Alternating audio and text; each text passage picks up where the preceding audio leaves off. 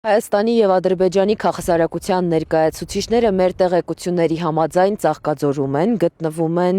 նախկին Golden Palace, այժմ Նարեկ Նալբանդյանին պատկանող 88 հյուրանոցում։ Իդեպ, այս հյուրանոցի բացման ժամանակ ներկա էր նաև վարչապետ Նիկոլ Փաշինյանը։ Փորձեցինք ամրագրում անել, ասացին, որ ազատ տեղ չկա, այսօր և վաղը չեն կարող որևէ գրանցում կատարել։ Հարցրեցինք, երբ է ավարտվելու ներսում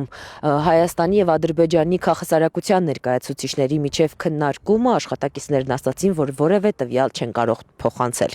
Ամրագրումներ կարող ենք անել։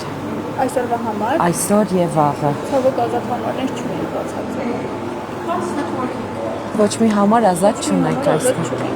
Իսկ ադրբեջանցիների և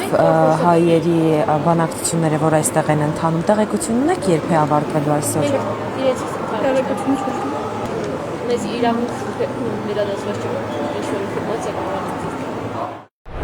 Հայաստանի և Ադրբեջանի քաղաքասարակության ներկայացուցիչների երրորդ հանդիպումն է տեղի ունենում, փակ է ձևաչափը, միայն գիտենք, թե ովքեր են հանդիպման մասնակիցները, ի տարբերություն նախորդ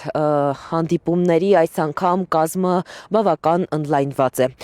Մեր տեղեկությունների համաձայն հանդիպումներից, քննարկումներից հետո մամուլի համար հաղորդագրությամբ հանդես կգան կողմերը։ Քաղաքասարակության ներկայացուցիչների երրորդ հանդիպումը տեղի է ունենում Միացյալ Նահանգների փոխնախագահ Ջեյ Դի Վենսի Երևան և Բաքու այցերից հետո։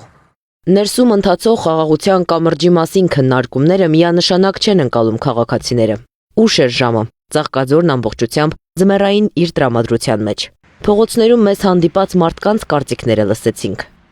Ամենայն դեպս խաղաղությունը լավ բան է մեր երկրի համար, բայց մի կողմից էլ չեն կարող կորուստները մոռանանք։ Ոչ մի լավ բան։ Սուտ է։ Չի կարող, ոնց կարա դարավոր իրար փրթեն ու ասենք հոп մեկ էլ երևա մեջ բարև եկա աղբերս, լավ ասա, չի լմտ այնց։ Այդ դեպքում ինչ նպատակ ունեն։ Վերջը կդառնա մի հատ սենց, եթե կարող կփոխենք, կպրծենք եթե։ Չգիտեմ։ Հաշմա չգիտեմ։ Քաղաքասարակության ներկայացուցիչների հանդիպումն ավարտվելու է փետրվարի 14-ին։ Ադրբեջանցիները Հայաստան են եկել Տավուշով, սահմանազատված սահմանով։